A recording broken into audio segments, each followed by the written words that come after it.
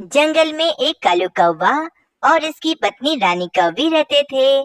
कालू कौवे के पुरखों ने चीलों के साथ दोस्ती करके जंगल के पक्षियों को बहुत ही नुकसान पहुंचाया था, जिस कारण सभी पक्षियों ने कालू कौवे के पुरखों को जंगल से बाहर निकाल दिया था। रानी, जब जब मैं इस जंगल में पक्षियों को खुश देखता हूँ, मुझे बहुत बुरा लगता है। इन पक्षियों ने मेरे पुरखों को जंगल से निकालकर अच्छा नहीं किया है। परंतु कालू जी, पक्षियों ने बिल्कुल ठीक फैसला लिया था। आपके पुरखों ने जंगल के काफी पक्षियों को नुकसान पहुंचाया था। वो इसी के हकदार थे कि इन्हें जंगल से निकाल दिया जाए। तुम तो अपना मुंह बंद ही रखो। अगर तुम मेरे बेटे की माँ ना होती तो मैं तुम्हें इस बात की जरूर सजा देता। इस तरह कालू कौवा हर बार रानी कौवी को चुप करवा देता था और कभी भी अपने पुरखों के बारे में कुछ भी गलत नहीं सुनता था। पक्षियों, बस कुछ ही दिनों में हमारे जंगल में तेज बारिशें होने वाली हैं और इसके बाद ठंडी का मौसम भी आ जाएगा। हमें अपने अपने घरों को मजबूत कर लेना चाहिए। हाँ मीनू चिड़िया, तुम बिल्कुल ठीक कह रही हो। हमारे घर तो बिल्कुल भी मजबूत नहीं है। मीनू चिड़िया, पक्षियों, घरों को मजबूत करने की क्या जरूरत है? अभी तो हमने नए घर बनाने थे और मुझे पता है कि इस बार तेज बारिशें नहीं होने वाली हैं। नहीं कालू कौवे, जंगल में हर बार तेज बारिशें ही होती हैं और इस बार भी बहुत तेज बारिशें होने वाली हैं। अरे भाई पक्षियों, तुम सब इतनी चिंता क्यों करते हो? मैं अभी बादल भैया के पास जाता हूँ और उनसे कहता हूँ कि इस बार भी हमारे जंगल में बहुत हल्की बारिश करें। हाँ कालू कौवे, तुम एकदम ठीक कह रहे हो। तुम बादल भैया को हल्की बारिश करने का कह दो ताकि हमारे जंगल में पक्षियों के घरों को कोई भी नुकसान ना हो। ठीक है भाई पक्षियों, आप सबको जैसा लगे आप ऐसा ही करो। फिर कालू कौवा बादल के पास चला जाता है। कालू कौवे, मैं कुछ दिनों बाद तुम्हारे जंगल में बहुत तेज बारिशें करने वाला हूँ। अब क्या मसला है, बताओ। बादल भाई, आप हर बार बहुत ही कम बारिशें करते हो और जिस कारण हमारी फसलों को ठीक से पानी नहीं मिल पाता है।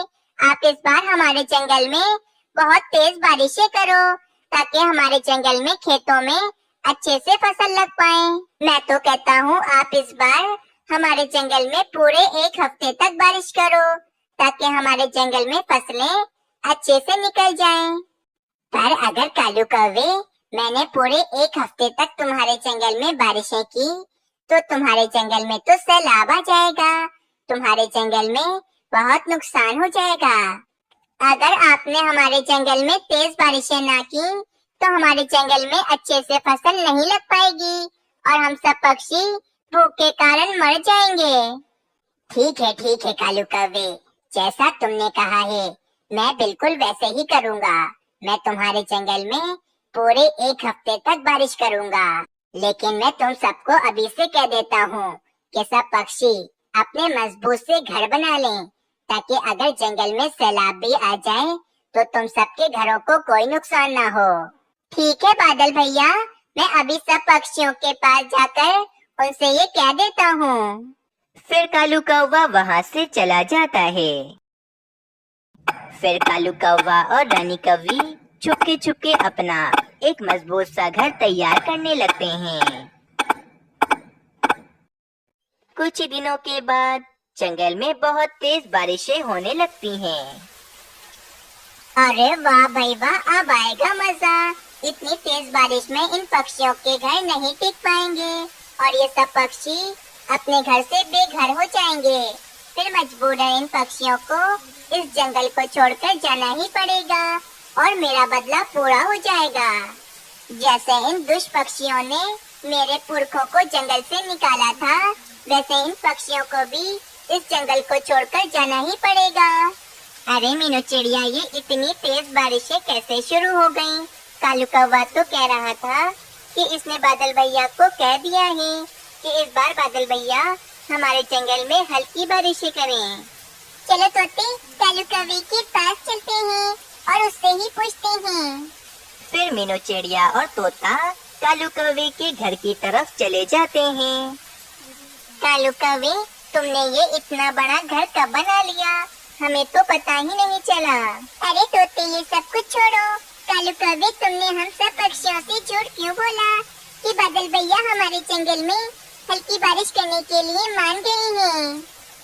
मीनू चिड़िया, मैं तो बहुत ज्यादा परेशान हूँ। बादल भैया ने सब पक्षियों को धोखा दिया है। परंतु कालू कौवे, अब हम क्या करें? फिर कुछ देर तेज बारिशों के कारण सब पक्षियों के घर टूटकर नीचे जमीन पर गिर जाते हैं और किसी किसी पक्षी के तो अंडे भी टूट जाते हैं। मीनू चिड़िया, हम सब पक्षी बेघर हो गए हैं। अब इस तूफानी बारिश में हम दूसरा घर कैसे बनाएंगे? परंतु सिर्फ कालू कौवे के अलावा सब पक्षियों के घर टूट कैसे गए हैं? ऐसा कैसे हो सकता है? बुलबुल बहन, मैं और रानी तो 1 महीने पहले से ही अपने घर की मरम्मत कर रहे थे और तुम सब पक्षियों के घर तो काफी ज्यादा पुराने थे, इसी कारण वे तेज बारिश से टूट गए हैं। बुलबुल बहन, ये वक्त लड़ने का नहीं बल्कि ये सोचना है कि हम बारिश से कैसे बचेंगे। कुछ न कुछ तो सोचना ही होगा, वरना इस तूफानी बारिश में और ठंड के मारे हम सब पक्षी बीमार न हो जाएं।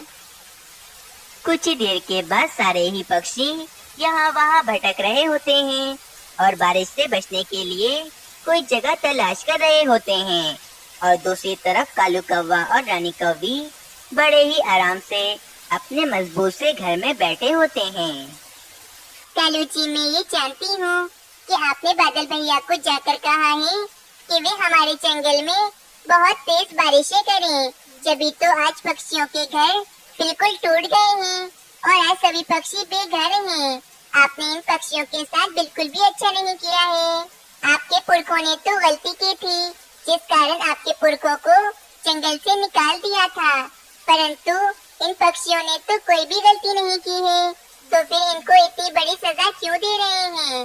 रानी, मुझे अपने परिवार के अलावा किसी दूसरे की कोई भी परवाह नहीं है। पक्षियों को उनके किए की सजा मिल रही है। फिर मीनू चिड़िया बारिश में इधर उधर भटक रही होती है कि मीनू चिड़िया को सामने एक छतरी दिखती है। ये तो एक छतरी है, मैं इसे ले जाकर एक पेड़ पर लगा देती हूँ।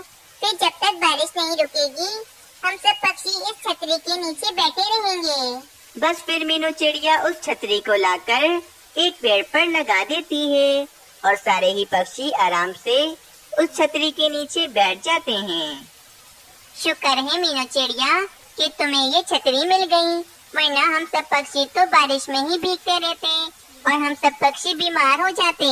परंतु कालू कौवा ये सब देखकर बहुत ज्यादा ही जलता है। मीनू चिड़िया, अब देखो मैं फिर से तुम सब पक्षियों को कैसे बेघर करता हूँ।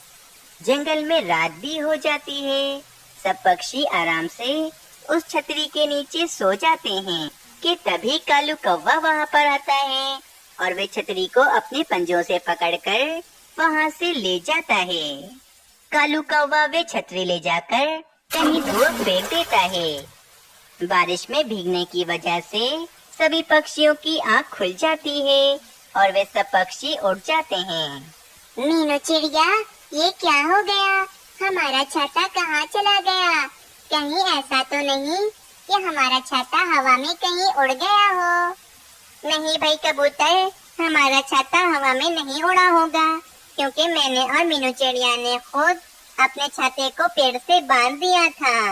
मुझे तो लगता है कि किसी पक्षी ने हमारा छाता कहीं ले जाकर फेंक दिया है। पर तोते, हमारे साथ ऐसा कौन करेगा? सब पक्षी तो बेघर हो गए हैं। मीनू चिड़िया, मुझे तो ऐसा लगता है कि ये सब कुछ कालू कौवे ने किया है, क्योंकि कालू कौवे के पास तो अपना एक मजबूत सा घर है ना। पर कबूतर, हम कालू कौवे पर बिना देखे इल्जाम नहीं लगा सकते हैं, हमारे पास कोई सबूत नहीं है। मीनू चिड़िया कुछ देर सोचती है तो मीनू चिड़िया के दिमाग में एक बहुत ही बढ़िया सा उपाय आता है। पक्षियों, मेरे पास एक बहुत ही बढ़िया सा उपाय आया है, जिससे ये पता चल जाएगा कि हमारा छाता कालू कौवे ने फेंका है या फिर किसी और पक्षी ने। पक्षियों, चलो मेरे साथ, हम कालू कौवे के घर पर चलते हैं। फिर मीनू चिड़िया सभी पक्षियों को लेकर कालू कौवे के घर पर चली जाती है। अरे अरे मीनू चिड़िया, तुम सब पक्षियों को लेकर मेरे घर में क्यों आ गई हो? तुम सब पक्षी तो मेरा पूरा घर गीला कर दोगे। चलो भाई, बाहर निकलो मेरे घर से। कालू कौवे, एक बहुत ही बड़ी गड़बड़ हो गई है। मुझे एक छतरी मिली थी, मैंने उस छतरी को एक पेड़ पर लगा लिया था। फिर हम सब पक्षी आराम से उस छतरी के नीचे सो गए थे। फिर न जाने वे छतरी कहीं हवा में उड़ गई या फिर किसी पक्षी ने चोरी कर ली है। मुझे तो कुछ समझ में नहीं आ रही। पर मीनू चिड़िया, इसमें मैं क्या कर सकता हूँ? मैंने तुम्हारी छतरी नहीं चुराई है। कालू कौवे, मैंने तुमसे कब कहा कि वे छतरी तुमने चोरी की है? मैं तो तुम्हें ये बताने के लिए आई हूँ कि वे छतरी एक चील की थी और उस चील को पता चल गया है कि वे छतरी हम में से किसी एक पक्षी के पास है। ये चील कह रही है कि हमने अगर उसकी छतरी उसे वापस ना की तो वे हम सब पक्षियों को मारकर खा जाएगी। हाँ कालू कौवे, वे चील ये भी कह रही थी कि उस चील को लगता है कि उसकी छतरी कालू कौवे तुमने चोरी की है। लेकिन मीनू चिड़िया, उस चील की छतरी तो तुम्हें मिली थी ना, तो मैं कहाँ से आ गया इसमें? हाँ कालू कौवे, वे छतरी मिली तो मुझे थी, लेकिन न जाने वे छतरी अब कहाँ चली गई है। अगर वे छतरी हमने उस चील को ना लौटाई तो वे चील हम सब पक्षियों को मारकर खा जाएगी। कालू कौवा तो ये बात सुनकर बहुत ज्यादा ही डर जाता है और वे फौरन मीनू चिड़िया से कहता है, मीनू चिड़िया, जब तुम सब पक्षी सो रहे थे तो मैं तुम सब पक्षियों के पास आया था और वे छतरी मैंने अपने पंजों से पकड़कर जंगल से बाहर ले जाकर फेंक दी है। जल्दी चलो, हम उस छतरी को वहाँ से उठाकर चील को लौटा देते हैं, वरना वे चील तो हम सब पक्षियों को मार ही डालेगी। कालू कौवे की पोल अब सब पक्षियों के सामने खुल गई थी। सब पक्षी तो बहुत ज्यादा ही गुस्से में आ गए थे। कालू कौवे, तुमने हमारे साथ बहुत ज्यादा ही गलत किया है। तुमने हमसे कहा था कि तुम बादल भैया को जाकर कहोगे कि इस बार वे हमारे जंगल में हल्की बारिशें करेंगे, और देखो तो वे बादल भैया हमारे जंगल में कितनी तेज बारिशें कर रहे हैं। मुझे तो लगता है कि तुमने बादल भैया को जाकर कहा होगा कि इस बार वे हमारे जंगल में बहुत ज्यादा ही तेज बारिशें करें, क्योंकि तुम्हारे पास तो अपना इतना मजबूत घर जो है। मीनू चिड़िया, मैं तो कहता हूँ कि अभी के अभी कालू कौवे के परिवार को हम उसके ही घर से बाहर निकाल देते हैं। तोते, तुमने एकदम ठीक कहा। मीनू चिड़िया, चलो हम कालू कौवे के परिवार को उसके घर से बाहर निकाल देते हैं। मीनू चिड़िया, मुझे माफ कर दो। मैं मानता हूँ कि मैंने बादल भैया को जाकर कहा था कि इस बार वे हमारे जंगल में पूरे एक हफ्ते तक बारिश करें। मीनू चिड़िया, तुम्हारे पुरखों ने हमारे पुरखों को जंगल से निकाल दिया था, बस मैं इसी बात का बदला तुम सब पक्षियों से ले रहा था। लेकिन कालू कौवे, तुम्हें तो पता है ना कि तुम्हारे पुरखों को हमारे पुरखों ने इसीलिए जंगल से निकाला था क्योंकि वे चीलों को लेकर आ गए थे।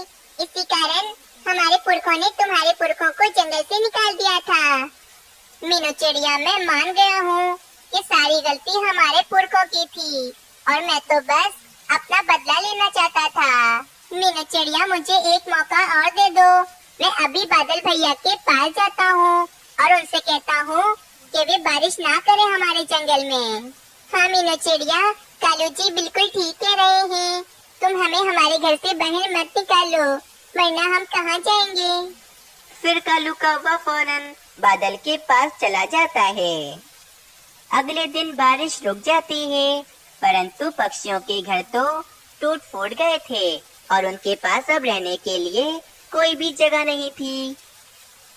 कालू कौवे, तुम्हें अभी तक तुम्हारी गलती की सजा नहीं मिली है और तुम्हारी सजा यही है कि तुम सब पक्षियों को नए घर बना कर दोगे। बस फिर क्या था, कालू कौवा एक एक करके सब पक्षियों को नए घर बनाकर दे रहा था। इस तरह कालू कौवे को अपनी गलती की सजा मिल जाती है। अगर आप सबको ये कहानी अच्छी लगी तो चैनल को सब्सक्राइब करें और कमेंट में अपनी राय देना ना भूलें।